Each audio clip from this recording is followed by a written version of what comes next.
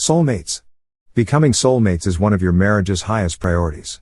Finding soul satisfaction in the one you marry is a lifelong beautiful and worthy pursuit. Instead of saying I married my soulmate, let's challenge ourselves to the thought of becoming soulmates with the one that we married. Tending our own souls and the soul of our marriage is like tending a garden.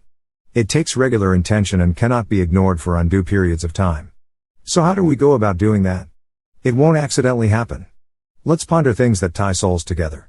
As spiritual beings, one of our first priorities would be to find a common place/practice for worship and spiritual development. Come into an agreement on a plan to gather with like-minded believers and hear the truth from an inspired and outside source.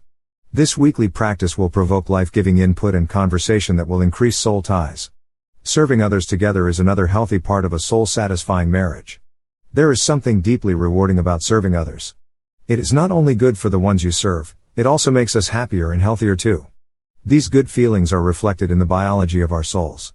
Serving alongside your spouse not only connects you to each other but also to others, creating stronger communities where you live. Scientists believe that altruistic behavior releases endorphins in the brain, producing a positive feeling known as the helper's high. This doesn't just make the world better, it also makes you better. Studies indicate that the very act of giving back to others in our communities boosts our happiness, health, self-esteem, and sense of well-being. Feeling good about yourself is something no one can take away from you. Serving others together is a fulfilling soul-tying marriage activity.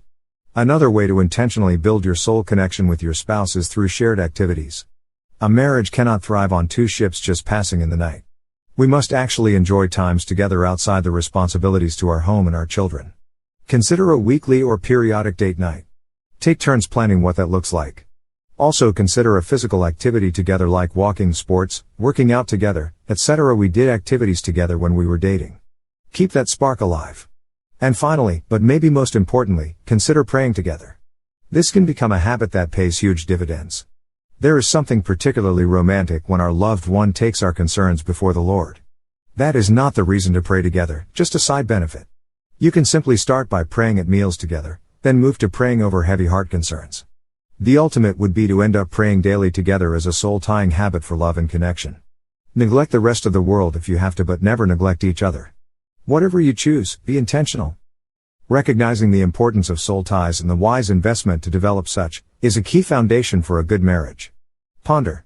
What are some choices you can make to catalyze greater soul connections with your spouse? How are you intentionally gardening the soul of your marriage? Prayer. Lord, I want a marriage that reflects and honors you and our covenant vow of love together. Guide us to connecting our soul to you first and then to one another as an outpouring of that relationship.